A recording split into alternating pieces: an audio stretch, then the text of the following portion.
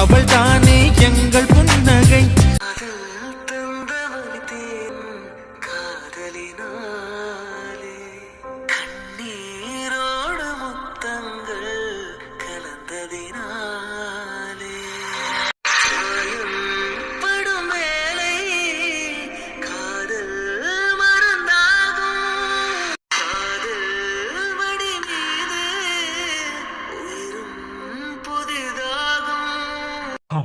நான் எப்படி லஞ்சம் வாங்கும் போது என்ன மேல் இடத்துல சொல்லி கொடுத்து என் வேலைய என்னை விட்டு போக வச்சியோ, அதுக்குதான் உனக்கு இந்த தண்டனை. இதை நான் காசு வாங்கிட்டு வேணா பண்ணிருந்திருக்கலாம்.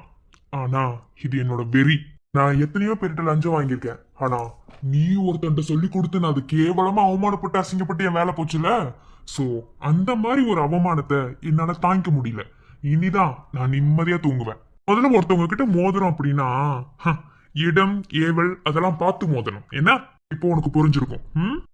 அயோக்கிய ராஸ்கல், நீ என்னை எவ்வளவு அடிச்சாலும் சரி, நீ கொன்னே போட்டாலும் சரி, ஒரு தப்புக்கு என்னைக்குமே முன்ன வந்து நிக்க மாட்டேன்டா.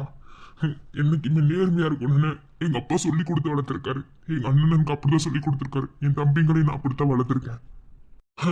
உனக்கு யாரு காசு கொடுத்துருப்பா, நீ எதுக்காக என்ன அடிச்ச, எல்லாமே எனக்கு தெரியும். பரவாயில்ல, அடிச்சிட்டல்ல, போ. போகத்தான் போறேன். வரட்டா? அம்மா அம்மா. மேடம். சார், ஐயோ நான் இப்ப என்ன பண்றது? மேடம், ஏன் மேடம்? ஐயோ சார், நான் எவ்வளவு அந்த ஆள்கிட்ட சொன்னேன் சார். ஆனா உங்களை இப்படி பண்ணிட்டானே. இருங்க மேடம், ஒண்ணும் இல்ல. ஐயோ டாக்டரா? நான் எப்படி உங்களை அடிப்பான்னு தெரியும் சார். அந்தால போக விட்டு தான் டாக்டர் கூட்டிட்டு வந்தேன். தயவு செய்து ட்ரீட்மெண்ட் பண்ணிக்கோங்க சார். டாக்டர் ட்ரீட்மெண்ட் பண்ணுங்க, பாவம் ரத்தமா வருது. இவர் அடிச்சத பார்த்தா ஒரு ஆள் சேர்ந்து அடிச்ச மாதிரி தெரியல மேடம். அந்த ஒரு ஆள் அடிச்சாலே நிறைய பேர் அடிச்சதுக்கு சமம் மேடம். ப்ளீஸ் அவருக்கு ட்ரீட்மெண்ட் பாருங்க. Okay okay. சீ பாவம் மனசவே பண்ணலாம். இவனுக்குலாம் ரோட்ல அடிபட்டே சாகணும். ஐயோ இது மட்டும் வைஃபுக்கு தெரிஞ்சதுன்னா பாவம். உண்மையாவே அவர் இங்க இருக்கிறத தாங்கிக்க முடியாம இருக்காங்க. இப்ப மட்டும் இவர் அடி வாங்குறது தெரிஞ்சதுன்னா ஐயோ. இல்ல இல்ல, என் விக்ரம்க்கு ஏதோ ஆபத்து. எனக்கு அது தெரியுது விக்ரம். இல்ல இல்ல, ஏதோ அவருக்கு ஆபத்து இருக்கு. உள் மனசு சொல்லுது விக்ரம். விக்ரம் விக்ரம் விக்ரம் விக்ரம் விக்ரம் உங்களை யாரே நம்ம பண்றாங்க விக்ரம். விக்ரம் நீங்க நீங்க கத்துற மாதிரி என் மனசுக்குள்ள தோணுது விக்ரம். உங்களை எனக்கு பார்க்கணும் விக்ரம். உங்களுக்கு ஒண்ணு ஆக விட மாட்டேன் விக்ரம். விக்ரம் அனிதா, அம்மா அம்மா அம்மா, நான் விக்ரம்கிட்ட போகணுமா? அம்மா அம்மா, அவர் என்ன கூப்பிடுறாருமா. அம்மா அம்மா, என் விக்ரம் என்ன கூப்பிடுற மாதிரி இருக்குமா. ஜிஞ்சர் வச்சு க்ளீன் பண்றேன், கொஞ்சம் ஏரியும் பொறுத்துக்கோங்க. அம்மா அனிதா, கொஞ்சம் பொறுத்துக்கோங்க. வலிக்குது. என்னடி மா? இல்லம்மா, என் விக்ரம் என்ன கூப்பிடுறாருமா. என் காதுல அது விழுகுதுமா. எனக்கு என் விக்ரம் வேணுமா. அம்மா நான் அவர்கிட்ட போகணுமா. அவருக்கு ஏதோ ஆபத்துமா. அவர் என்ன கூப்பிடுறாரு. அது என் காதுல கேக்குதுமா. அனிதா அனிதா என்ன கூப்பிடுறாருமா. ஏய் மாப்பிள்ள ஜெயில்ல இருக்காருடி. அவருக்கு என்ன ஆபத்து வரும்? சேஃபா தானே இருப்பாரு. இல்லம்மா இல்ல, அவருக்கு ஏதோ ஆபத்துமா. எனக்கு சொல்லுங்க, என் விக்ரம் கிட்ட போகணும். விக்ரம் அமதி, அத்தை அத்தை அத்தை, விக்ரம் விக்ரம் என்ன கூப்பிடுறாரு. விக்ரம்க்கு ஏதோ பிரச்சனை. போலாம் அந்த விக்ரம் கிட்ட என்ன கூட்டி போக சொல்லுங்க. என்னாச்சு அனிதா? ஐயோ தெரியல சம்பந்தி, இங்கதான் உட்கார்ந்திருந்தா. சரி சாப்பிட கூட்டிட்டு போலான்னு வந்தா விக்ரம் விக்ரம் அழுகுறா. வாங்கப்படி. அனிதா என்னடா? அத்தை அத்தை நம்ம போலாம் அத்தை விக்ரம் கிட்ட. அவருக்கு ஏதோ ஆபத்து. உள் மனசு சொல்லுது. அவர் ஏதோ வழியில துடிக்கிற மாதிரி தோணுது. விக்ரம் கிட்ட நான் போகணும். விக்ரம் கிட்ட என்ன கூட்டிட்டு போங்க. எங்க மீனாட்சி லாயர் அவங்கள வர சொல்லுங்க, இப்பவே போலாம். விக்ரம் அவன் உள்ள ஜெயில இருக்காமா. அவன் சேஃபா தான் இருப்பான். அவனுக்கு என்ன? இல்ல அத்தை, அவருக்கு ஏதோ ஆபத்து. எனக்கு நல்லாவே தெரியுது. அவர் ஏதோ பிரச்சனையை ஃபேஸ் பண்றாருன்னு தோணுது. அவர் வலிக்குது வலிக்குதுன்னு சொல்ற மாதிரி இருக்கு. என்ன அனிதா அனிதான்னு பேர் சொல்றாரு. வலிக்குது அம்மா. அனிதா கொஞ்சம் பொறுத்துக்கோங்க சார். நல்ல சுத்தமாவே வராதுடா. ஐயோ பாவம். மேம் இப்படி கேட்குறேன்னு தப்பாக நினைக்காதீங்க. போன வாட்டி தான் ஹோப் கொடுக்கல, நாளைக்கு மறுபடியும் கேஸ் ஹியரிங் வருது. எங்களுக்கு ரொம்ப பயமா இருக்கு மேம். எங்க சைட்ல இருந்து சில ஆதாரங்களை உங்களுக்கு நாங்க கொடுத்துட்டோம். இருந்தாலும் கொஞ்சம் பயமா இருக்கு. உங்களை தான் நம்பி இருக்கோம். என் மேல நம்பிக்கை இல்லையா? ஃபர்ஸ்ட் வாய்தால தோத்த மாதிரி இந்த வாய்தாலே தோத்துருவேன்னு நினைக்கிறீங்களா? ஐயோ மேடம், நீங்கள் தோத்துருவீங்கன்னு நாங்கள் சொல்லலை. இருந்தாலும் உள்ளுக்குள்ள ஒரு பயம் இருக்கணும் இல்லை மேம். போதுமான ஆதாரம் எங்ககிட்ட இருந்து உங்களுக்கு என்ன கிடைக்கணுமோ அதை நான் திரட்டி உங்ககிட்ட கொடுத்தாச்சு. கண்டிப்பாக நாளைக்கு வந்து அவனுக்கு எல்லாரும் சாட்சி சொல்லுவானுங்க. அவனுக்கு நம்ம கஸ்டடியில் தான் வச்சுருக்கோம். ஆனாலும் கொஞ்சம் பயமாக இருக்கு மேம். இது வரைக்கும் உங்களுக்கு நான் ஹோப்பே கொடுக்கல. என்ன நாளைக்கு நடக்க போகிற கேஸில் நான் தான் ஜெயிப்பேன். உண்மையான குற்றவாளி நாளைக்கு யாருன்னு நான் கோர்ட்டில் நிரூபிப்பேன். கண்டிப்பாக இது நடக்கும். என்ன மேம் எப்படி? எப்படின்னு நாளைக்கு பார்த்து தெரிஞ்சுக்கோங்க. என்னை நம்பி ஒரு வேலையை செய்ய கொடுத்தா கண்டிப்பாக அதே நம்பிக்கையோட நான் முடிச்சு கொடுப்பேன். அப்படி இல்லை மேம். அந்த பிரதிபாவோட சுயரூபம் என்னன்னு எனக்கு இப்பதான் புரிய வந்தது. எனக்கு என்னமோ பிரதிபாவே ஏதோ விளையாடுறாளோன்னு தோணுது. இந்த கேஸ்ல யார் யாருக்கு சம்மந்தம் இருக்கு, யார் யாரு என்னென்ன பண்ணியிருக்காங்க, போஸ்ட்மார்ட்டம் ரிப்போர்ட்ல என்ன வேலை நடந்திருக்கு, எல்லாத்தையும் நாளைக்கு தெளிவா மீனாட்சி கோர்ட்ல எடுத்து காமிப்பேன். இது வரைக்கும் நான் ட்ரெய்லர் தான் காமிச்சிருக்கேன். நாளைக்கு தான் மெயின் பிக்சர் கோர்ட்ல பார்க்க போறீங்க. என்ன நம்பிட்டீங்கல்ல? கண்டிப்பா நாளைக்கு நம்ம தான் ஜெயிக்கிறோம். நாளைக்கு விக்ரம வெளியே எடுக்காம நான் ஓய மாட்டேன். மேம், நீங்க கான்ஃபிடண்டா பேசுறத பார்க்கும்போது ஏதோ ஆதாரம் கிடைச்சிருக்குன்னு நினைக்கிறேன். யா, இந்த கேஸுக்கான முக்கியமான ஆதாரமே கிடைச்சிருச்சு. மேம் புரியல. கொஞ்ச நேரத்துக்கு முன்னாடி வரைக்கும் ஒரு மாதிரி டிப்ரெண்டாக ஃபீல் பண்ணிட்டு இருந்தீங்க. வெளியே போயிட்டு வந்ததுக்கப்புறம் இவ்வளோ எனர்ஜியாக பேசுகிறீங்க. சில டைம் நம்மளாலலாம் என்ன முடியும், நம்ம என்ன பண்ண போகிறோம், நீ எல்லாம் இதில் தோற்று போயிடுவேன், இதெல்லாம் நீ வந்து உனக்கு ஒன்றுமே கிடைக்காது அப்படின்னு நினச்சி டிப்ரெஷனில் ஃபீல் பண்ணும்போது கொஞ்சம் வெளியே போயிட்டு ரிலாக்ஸ் பண்ணிட்டு வந்தோன்னா நம்ம எதிர்பார்க்கறத விட நிறையா விஷயங்கள் நம்மளுக்கு கிடைக்கும். அப்படி ஒன்று தான் எனக்கு கிடைச்சிருக்கு. எல்லாத்தையும் இப்போவே சொல்லிட்டா அப்புறம் எப்படி? Life's full of surprise and miracles.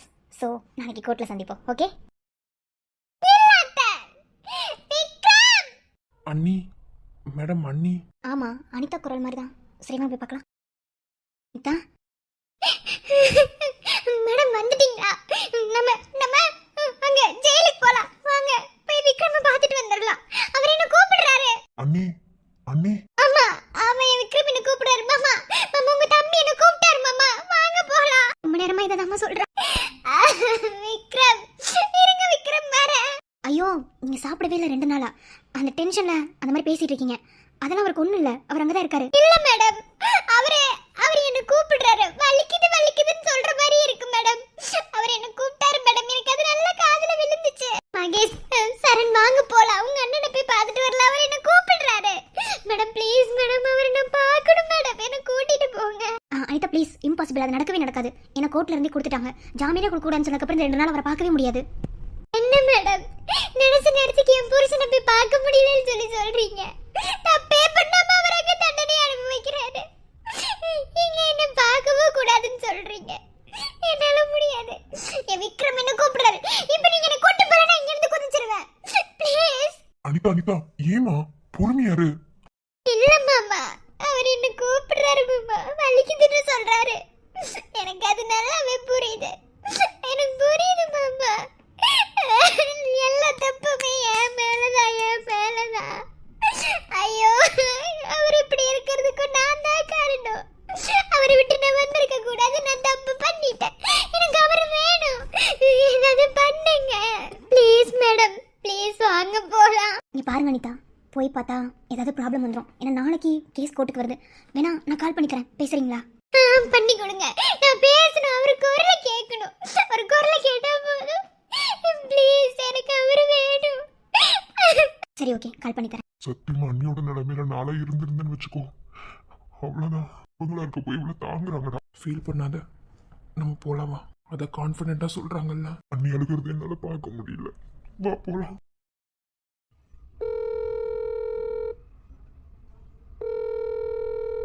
Hello madam. Madam அடிக்கடி டிஸ்டர்ப் பண்ணுறேன்னு நினைக்காதீங்க. கொஞ்சம் ப்ராப்ளம் அதான். ஐயோ அதெல்லாம் ஒன்றும் இல்லை மேடம். சொல்லுங்க. ஒன்றும் இல்லை மேடம். விக்ரம் கிட்ட கொஞ்சம் ஃபோன் கொடுக்குறீங்களா? அவர்கிட்டயா? மேம் ஒரு நிமிஷம். சார். மேம். சார், உங்கள் ஒய்ஃப் பேசணும்னு சொல்கிறாங்களா? அனிதா. இல்ல மேடம், நான் தூங்கிட்டேன்னு சொல்லிடுங்க. Ma'am sir please please madam, என் புருஷன்ட்ட போனை கொடுங்க, அவர்கிட்ட நான் பேசணும். இல்லம்மா, அவர் தூங்கிட்டாரு. ஏன் மேடம் போய் சொல்றீங்க? அவர் தூங்க மாட்டாரு. அவர் என்னதான் நினைச்சிட்டு இருப்பாரு? ப்ளீஸ் மேடம், அவர்கிட்ட போனை கொடுங்க, நான் அவர்கிட்ட பேசணும். இல்லம்மா, அவரு நிஜமாலுமே தூங்கிட்டாரு. இப்போ எழுப்பியா கொடுக்க முடியும்? என் புருஷன் பத்தி உங்களுக்கு தெரியுமா, எனக்கு தெரியுமா? எனக்கு என் புருஷன்ட்ட பேசணும். போனை கொடுங்க, அவர் தூங்கல. ஏங்க இப்படி போய் சொல்றீங்க? இப்ப அவர்ட்ட போனை கொடுக்கல, நான் நேரா அங்க கிளம்பி வந்துருவேன். மிதா, போனை கொடுக்க சொல்லுங்க, நான் அவர்கிட்ட பேசணும். சரி, ஓகே, கொடுப்பாங்க. மேம் ப்ளீஸ் கொஞ்சம் போனை கொடுக்குறீங்களா? கொஞ்சம் அவங்க ரொம்ப டிஸ்டர்பா இருக்காங்க. Okay madam.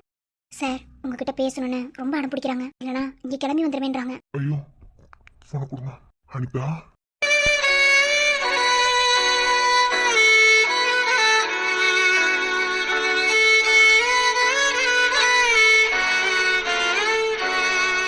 விக்ரம், விக்ரம், நீங்க தூங்கல தானே? எனக்கு தெரியும் விக்ரம். விக்ரம், என்ன கூப்பிட்டீங்களா விக்ரம்? என்னாச்சு விக்ரம்? நல்லா இருக்கீங்களா? உங்களுக்கு ஒண்ணும் இல்லைல்ல விக்ரம்? ஏய், எனக்கு ஒன்றும் இல்லடி, ஒன்றும் இல்லை. தூங்கிட்டு தான் இருந்தேன், அதான் ஃபோன் பேசுறேன்னு சொன்னேன். என்ன நீ, என்னாச்சு? இல்ல விக்ரம், ரொம்ப வலிக்குது.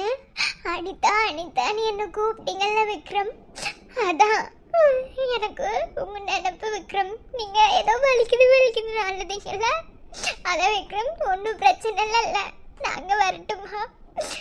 நான் வந்து உங்களை என் மடியில படுக்க வச்சு தடவி கொடுத்து தூங்க வைக்கட்டுமா?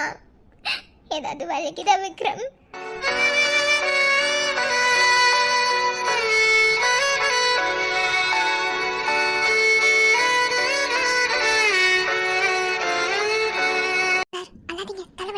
மேனேஜர், ஏய், அதெல்லாம் ஒன்றும் இல்லடி. எனக்கு என்ன வலிக்குது? எதுவும் வலிக்கல. நீ சாப்பிட்டு தூங்கு. இல்ல விக்ரம், நீங்க விக்ரமாவே பேசல. ஏதோ வலிக்குதுன்னு என்கிட்ட சொன்னீங்க விக்ரம். ரொம்ப வலிக்குதுன்னு சொன்னீங்க, என் காதில் அது விழுந்துச்சு விக்ரம். நான் வரட்டுமா? சாப்பிட்டீங்களா விக்ரம்? என்ன விக்ரம் பண்றீங்க விக்ரம்? உங்களை பார்க்கணும் விக்ரம், பார்க்கணும். ப்ளீஸ் விக்ரம், வீடியோ கால் பண்றீங்களா? ஒரு தடவை நான் பார்த்துக்கிறேன். இல்லை மேடம், நான் பார்க்கணும். Please Vikram, please.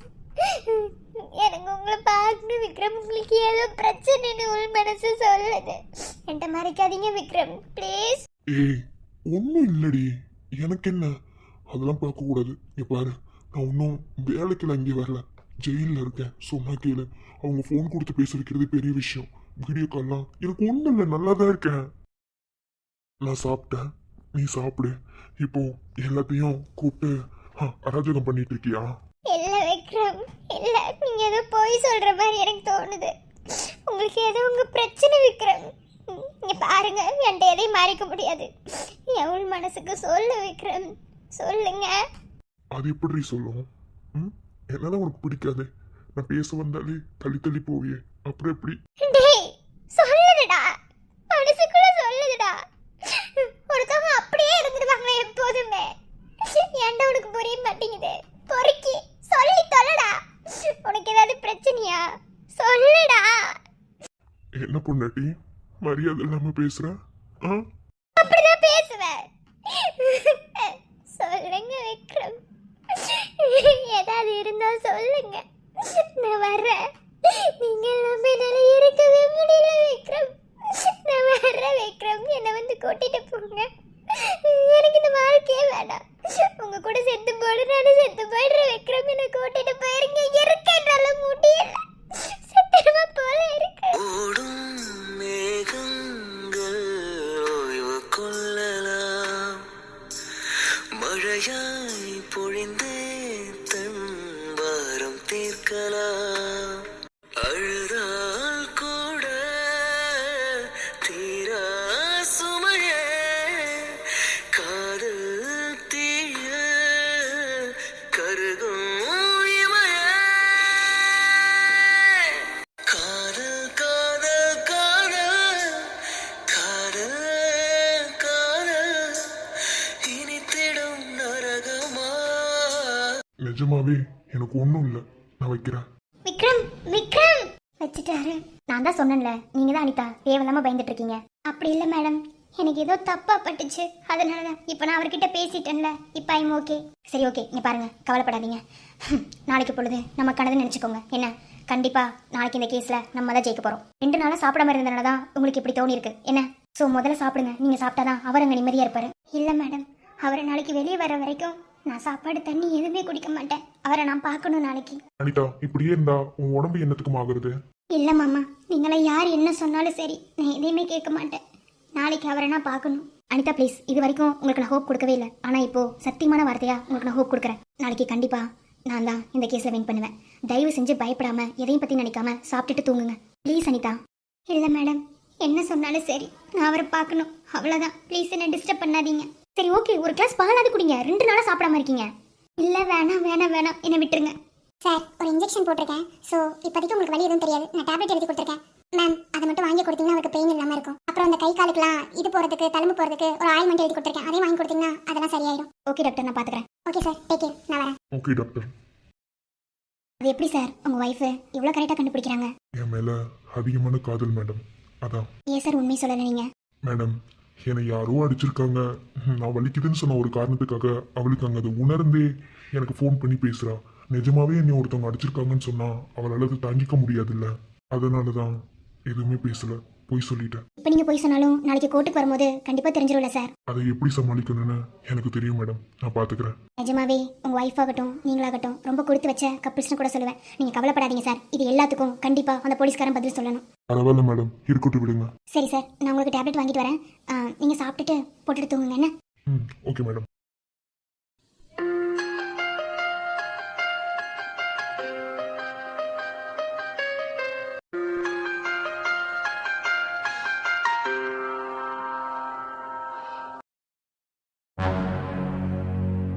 மாமா, அவனுக்கு சொன்னதை வச்சு பார்க்கும்போது கண்டிப்பாக அவனுக்கு பாய்சன் தான் கொடுத்துருக்காங்க. ஆனால் அந்த பாய்சன் எப்படி கொடுத்தாங்க, யார் கொடுத்தாங்கன்னு தான் தெரியலையே. மாமா, போஸ்ட்மார்ட்டம் ரிப்போர்ட்லாம் பாய்சனில் யாராவது கொடுத்தாங்க, அவங்க எப்படி இறந்து போனாங்கன்னு ஈஸியாக கண்டுபிடிப்பாங்களா மாமா? அப்புறம் ஏன் போஸ்ட்மார்ட்டம் ரிப்போர்ட்டில் பாய்சனை பற்றி பேசவே இல்லை? டேய், எனக்கும் அந்த டவுட் இருக்குடா. இப்போ ஒருத்தவங்க இறந்ததுக்கு அப்புறம் அவங்கள ஏன் போஸ்ட்மார்ட்டம் பண்றாங்கன்னு தெரியுமா? இப்போ அவங்க இறந்ததுக்கு அப்புறம் அவங்க கிட்ட இருக்கிற உறுப்பு ஏதாவது நல்லா இருந்தா இல்லாதவங்களுக்கு கொடுத்து உதவுறது ஒரு பக்கம் இருந்தாலும், அவங்க எதனால இறந்து போனாங்க, எப்படி இறந்து போனாங்க, இந்த 2 விஷயத்தை கணிக்கிறதுக்காக தான் போஸ்ட்மார்ட்டம்னு ஒன்று வைக்கிறாங்க. போஸ்ட்மார்ட்டம் ரிப்போர்ட்ல தான் நிறையா வில்லங்கமும் நடக்கும். எனக்கு என்னமோ இந்த போஸ்ட்மார்ட்டம் ரிப்போர்ட்டுக்கு பின்னாடி விக்னேஷோட அக்கா பிரதிபா இருப்பாங்களோன்னு ரொம்ப டவுட்டா இருக்கு. Same doubt Mahesh. ஏன்னா இறந்து போனது அவனோட தம்பி தான். தம்பிக்கு அடுத்து என்ன பார்ப்போம், அடுத்து என்ன காரியம் பண்ணணும், இதே இதையும் யோசிக்காம தண்டனை வாங்கி கொடுக்கறதுக்கே முன்ன வந்து நிற்கிறாங்களே. எனக்கு ஏதோ ரொம்ப டவுட்டாக தான் இருக்கு. டேய், இப்போதாண்டா எனக்கு ஒன்று தோணுது. கோர்ட்ல லாயர் கேள்வி கேட்கும் போதெல்லாம் ஒரு மாதிரி பயம் பதட்டம், என்னமோ தான் தான் தப்பு பண்ணிட்ட மாதிரி ஒரு இதெல்லாம் இருந்துச்சு. நான் எல்லாத்தையும் நோட் பண்ணேன். ஆனா அந்த அழுகின்ற ஒரு சீன் மட்டும் அவங்க கிட்ட நிறைய இல்லவே இல்லை. டேய், நீ வேற. அதுக்கு அவங்க தம்பி உயிர் போனதெல்லாம் பெருசு கிடையாது. நான் தான் சொல்றேன்ல, எனக்கு என்னமோ இதுக்கு பின்னாடி இதுதான் இருக்குமோன்னு எனக்கு பயங்கரமான டவுட்டா இருக்கு. எனக்கு ரொம்ப டவுட்டு அது மேலதான். ஆனா எதையாவது கேட்டா நம்மள தானே பேச்ச மாத்தி விடுது. இவனுக்கு எல்லாரும் சரக்கு அடிச்சிருக்கானுங்க அப்படின்னா கண்டிப்பா அவனுக்கு பாய்சன் சரக்குல தான் மிக்ஸ் பண்ணிருப்பாங்க. எனக்கு என்னமோ அப்படிதான் தோணுது. இருக்குமா மகேஷ்? அதெல்லாம் மிக்ஸ் பண்ணி கொடுத்துருக்காங்க. ஆனா கொடுத்தவங்களுக்கு இவன் மேல என்ன கோபம்? இதனால நித்யாவை எதுக்கு மாட்டி விடணும்? இதுல எதுக்கு நித்யாவை இழுத்து விடணும்? முதல்ல ஒருவேளை நித்யாவுக்கும் அவனுக்கு இருக்கிற பிரச்சனையை தெரிஞ்சுக்கிட்டு பண்ணாங்களா, இல்ல இவன் நிறைய பொண்ணுங்க வாழ்க்கையை நாசமாக்குற மாதிரி இந்த பொண்ணோட வாழ்க்கையை நாசமாக்கணும் அப்படின்ற எண்ணத்துல ஏதாவது பண்ணிருப்பானா? ஏண்டா அப்போ இவன் நித்யா கிட்ட அங்கங்க நின்று மிரட்டி அவகிட்ட பேசுற மாதிரி இவன்கிட்ட வேற ஏதாவது பொண்ணு இல்ல ஏதாவது மாட்டி பேசி ஏதாவது இருந்திருக்கும்ல. நம்ம லாஸ்ட் 2 இயர்ஸ்க்கான கேமரா ரெக்கார்டு எடுத்து பார்த்தா உண்மை தெரியும் இல்லையா? ஆமா மகேஷ், மாதவ சொன்ன மாதிரி அந்த மாதிரி ஏதாவது இருக்கலாம்ல. ஏன்னா கண்டிப்பா இவங்களுக்குள்ளதான் யாரும் அவனை கொலை பண்ணி இருந்திருக்கணும். வெளியே இருந்து கொலை பண்றதுக்குலாம் ஆளே கிடையாது. அதான் சொல்றேன். ஏண்டி 2 வருஷத்துக்கு ரெக்கார்டு எப்படி பார்க்க சொல்ற? அதெல்லாம் சான்ஸே கிடையாது. அதெல்லாம் தேடணும்னா ஏகப்பட்டதை தேடணும், ஒன்னாவா தேட முடியும். அவன் ஏகப்பட்ட ரெக்கார்டு இருக்கு, அதெல்லாம் இம்பாசிபிள், தேடவே முடியாது. அந்த பர்டிகுலர் ஆளு நித்யாவுக்கும் அவனுக்கு இருக்கிற பிரச்சனையை தெரிஞ்சுக்கிட்டு ரீசன்ட் டேஸ்ல தான் ஏதாவது பண்ணியிருந்திருக்கணும். அப்போ அப்படி இவங்க 2 பேர் கனெக்ட்ல இருக்கும் போது அந்த ஆளு உள்ள வரணும்னு நினைச்சிருக்காது. இதுல நித்யாவை மாட்டி விடுறதுக்கு என்ன தேவை இருக்கு? இங்க பாரு, என்னோட கெஸ் படி நித்யாவை மாட்டி விடணும் அப்படிங்கிறது அவங்க குறிக்கோளாக இருக்காது. எனக்கு தெரிஞ்சு அவன் மேலே பல வகையான பகை இருந்திருக்கணும். ஒன்று நித்யாவை எப்படி மிஸ்பிஹேவியர் பண்ணி ஏமாத்தணும்னு நினச்சானோ அதே மாதிரி அந்த பொண்ணை ஏமாத்தி இருந்திருக்கணும். பொண்ணோ பையனோ யாருன்னு தெரில, ஒரு பொண்ணு பண்ணிட்ட மாதிரி இருந்தால் இப்படி தான். என்ன சப்போஸ் பையனா ஃப்ரெண்ட்ஸில் தான் யாராவது இருக்கணும், இல்லை இவன் மூலமாக பாதிக்கப்பட்டது யாராவது இருக்கணும். மேக்சிமம் எனக்கு தெரிஞ்சு ஏதாவது ஒரு பொண்ணு தான் பண்ணியிருக்கணும்னு என் மனசுக்குள்ளே பட்டுக்கிட்டே இருக்கு. என்ன ஒருவேளை ஏதாவது ஒரு பொண்ணு பண்ணியிருந்துச்சு அப்படின்னா இவனால பாதிக்கப்பட்ட பொண்ணா மட்டும்தான் அவன் இருக்கணும். ஏன்னா இவனை கொலை பண்ணுற அளவுக்கு அப்படி ஒரு ஆளுக்கு தைரியம் இருக்கு அப்படின்னா கண்டிப்பா இவனால பாதிக்கப்பட்ட ஒரு பொண்ணா தான் இருக்கணும். கண்டிப்பா இது பொண்ணா தான் இருக்கும்னு நான் நினைக்கிறேன். ஏமா நித்யா, அப்படி யாராவது உங்க கேங்ல இருக்கீங்களா? நீ வேற எந்த கேர்ள்ஸ் கூடயுமே பேச மாட்டா. எனி டைம் படிப்பு படிப்பு படிப்பு மட்டும்தான். இவ கேர்ள்ஸையும் வந்து டவுட்ஸ் கிட்ட கூட அதுக்கு கிளியர் பண்ண மாட்டா. எனி டைம் படிச்சுட்டு மட்டும்தான் இருப்பா. ஆனா இதுக்குள்ள என்ன இருக்குன்னு புரியல. நித்யா, உனக்கு யார் மேலே டவுட் இருக்கா? எனக்கு டவுட்டுன்னு கேட்டா யாரை சொல்றதுன்னு தெரியல மாமா. ஏன்னா எல்லா பொண்ணுங்க கிட்டயுமே அவன் ஒரு மாதிரி தான் பேசுவான். சில பொண்ணுங்க அவன் பேசுறதை அக்செப்ட் பண்ணுவாங்க, சில பொண்ணுங்க ஏதாவது திட்டி விட்டுருவாங்க. ஆனால் பர்டிகுலராக இவங்க தான் பண்ணாங்கன்னு எனக்கு தெரியல மாமா. ஏன்னா நான் அதிகமாக பொண்ணுங்க கிட்ட பேசவே மாட்டேன். ஒன்று இவங்க கூட பேசுவேன், இல்லைனா காவியன் அப்புறம் பிரபா இவங்க கூட தான் பேசிட்டு எப்போதுமே நாங்கள் ஒன்றா தான் இருப்போம். சாப்பிடும்போது கூட நீங்கள் எங்களை பார்த்துருப்பீங்க, எல்லாரும் ஒன்றா தான் உட்காந்து சாப்பிடுவோம். அது எப்படி ஒரு பொண்ணு தான் பண்ணியிருக்குன்னு சொல்கிறேன்? பொண்ணை தவிர வேற யாரும் பண்ணியிருக்க முடியாது. ஒருவேளை உண்மை தெரிஞ்சதுன்னா நீ ஆச்சரியப்படுவார். மாமா இப்போ அதெல்லாம் இருக்கட்டும். இப்போ விக்ரம் மாமாவை நாளைக்கு வெளியே எடுத்துருவாங்களா? லாயர் என்ன சொன்னாங்க? இங்க பாரு நித்யா, நீ கவலைப்படாத. இப்போதைக்கு அவங்க ஹோப் கொடுத்துருக்காங்க. கண்டிப்பா நாளைக்கு அண்ணனை வெளியே கொண்டு வந்துடலான்ற அதை ஹோப் கொடுத்துருக்காங்க. ஸோ பயப்படாம நம்ம தைரியமா இருக்கணும், அவ்வளோதான். அப்போ கண்டிப்பாக நாளைக்கு மாமா வெளியே வந்துடுவாரா? கேஸ் நம்ம பக்கம் சாதகமாக வருமா? நம்புவோம். அவங்க தான் ஹோப் கொடுத்துருக்காங்களே. எனக்கு தெரிஞ்ச முக்கியமான ஆதாரம் அவங்களுக்கு ஏதாவது கிடைச்சிருக்கலாம். மேபி அப்போதான் ரொம்ப மனசு உடஞ்சி பேசிட்டு போனாங்க. போயிட்டு திரும்பி வரும்போது தான் அவங்க ரொம்ப எனர்ஜெட்டிக்காக பேசினாங்க. ஸோ கண்டிப்பாக ஏதாவது இருக்கலாம் இல்லையா? வெயிட் பண்ணலாம். எப்படி இருந்தாலும் உண்மையோ பொய்யோ நாளைக்கு தெரியத்தானே போகுது. கவலைப்படாம எல்லாரும் தூங்குங்க. என்ன? ஏய் இங்கே பாரு, உனக்கு ஒரு கில்ட் ஃபீல் இருக்கும். எனக்கு அது நல்லாவே புரியுது. என்ன மாதவனே, உன்னை எதுவும் நினைக்காத போது நீ எதுக்கு பயப்படுற? விடு. அவர் சொன்ன மாதிரி தான். என்ன எதை நினச்சி நீ கவலைப்படாத, சரியா? இது வரைக்கும் நடந்ததெல்லாம் விட்டுரு. இதுக்கு மேலே நடக்க போகிறத மட்டும் பாரு. நீ நல்லா படிக்கணுங்கிறதுக்காக தான் ஒன்றையும் அக்கா சகிச்சுக்கிட்டு வேலை பார்க்குறேன். சகிச்சுக்கிட்டு வேலை பார்க்குறியா? அப்படி என்ன வேலை? வருதுலா? அது அதெல்லாம் ஒன்றும் இல்லைண்ணா, சும்மா தான் சொன்னேன். ஆமா, நீ தான் ஐடி கம்பெனில தான் வேலை பார்க்குற. ஐடி கம்பெனியோட தான் நீ சாணி அள்ளி கொட்டுற வேலை. மூடிக்கிறே. என்னடி சாணிடி கொட்டுற வேலையா?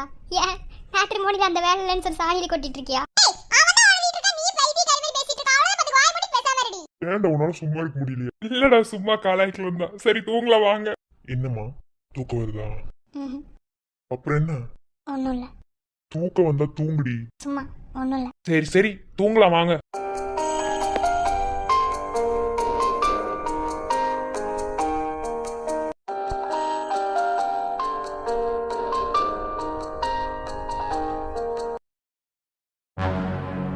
அண்ணே, ஏன்னா அண்ணனை பார்க்க கூட்டிகிட்டே போக மாட்டேங்கிறீங்க? டேய் குட்டிமா, கூட்டு போக கூடாதுன்னு இல்ல, இப்போதைக்கு யாருமே பார்க்க கூடாதுன்னு சொல்லியிருக்காங்க. ஏனே அண்ணன் நாளைக்கு வெளியே வந்துருமா? முதல்ல எனக்கு அண்ணனை பார்க்கணும். இங்க பாரு, அல்லாம அமைதியாரு.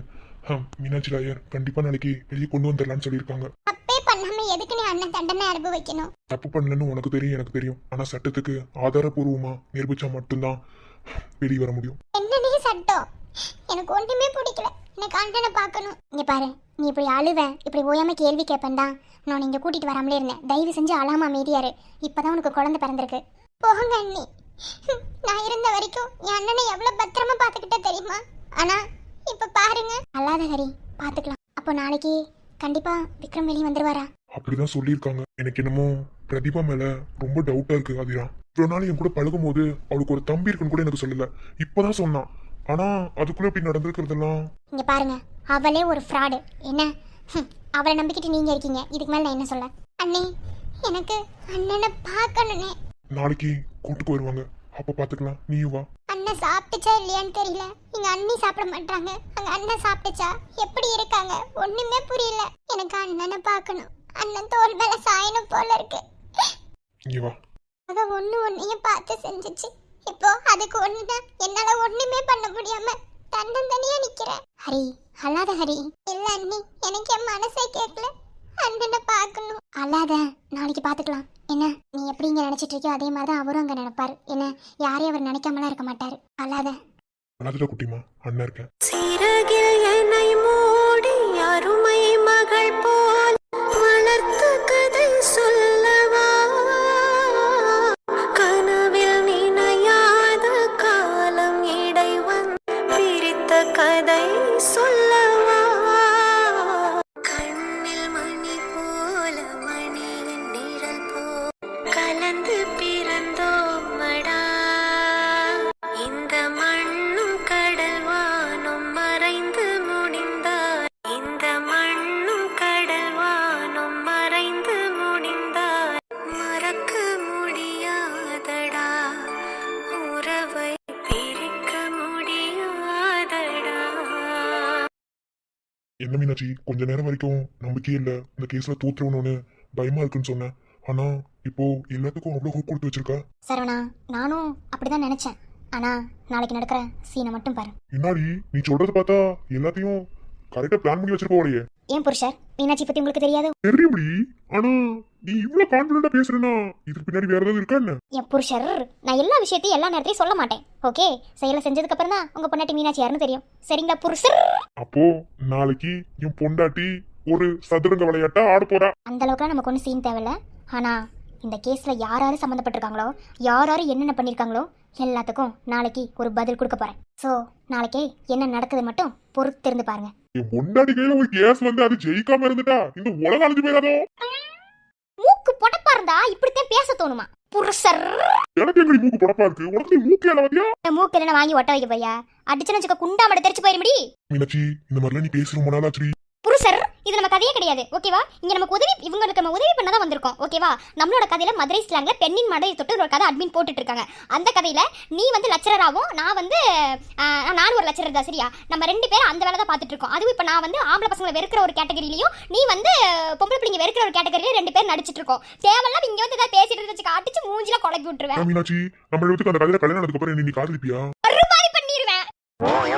நாளைக்கு நம்ம மீனாட்சி ஒரு ஆட்டத்தை ஆட போறாங்க.